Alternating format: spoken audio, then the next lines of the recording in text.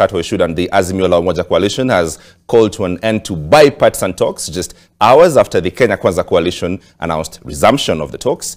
Azimio leaders Raila Odinga has also called his supporters to civil disobedience in protest following the enactment of the Finance Bill 2023. NTV's Melita Oletenges kicks off our bulletin from here.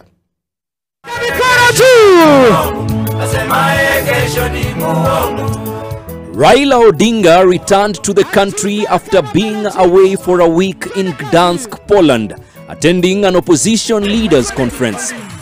His first stop, the Kamukunji grounds, where a multitude of his supporters gathered today,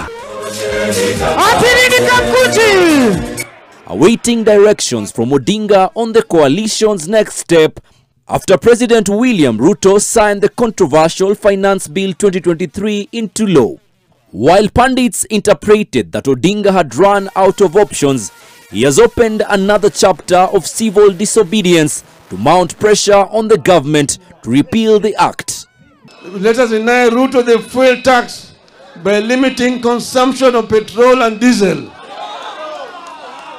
One way to do this is to carpool.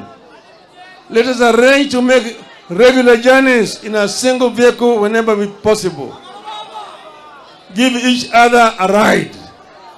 Cut down on non-essential travel. Walk instead of driving whenever possible. I appeal to all employers to allow their workers time to walk to and from work.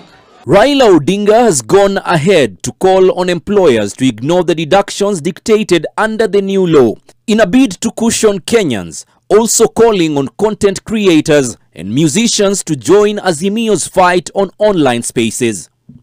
Our police officers should support our call by allowing matatus to carry above capacity at current costs so that Kenyans can commute.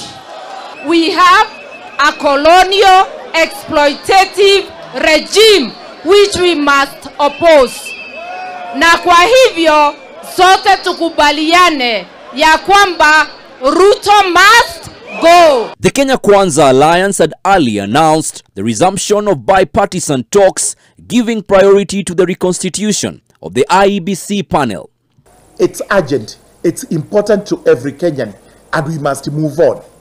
And this is why we are saying we are inviting our colleagues for a meeting on Tuesday, the 4th of July. But that is no longer a viable option for the Azimio coalition. Tafadhali baba, usinitume kuongea na hii watu hawashikanishangi network tena. Tukianza hii maandamano kaende kae. Wangapi wanasema wakati wa kuzungumza umekwisha? Sasa baba, that is the first resolution.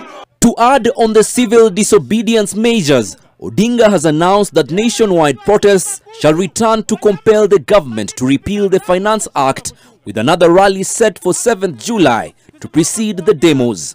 We must fight. We are going to fight everywhere and anywhere until the Finance Act is repealed. Melita Oletenges, NTV.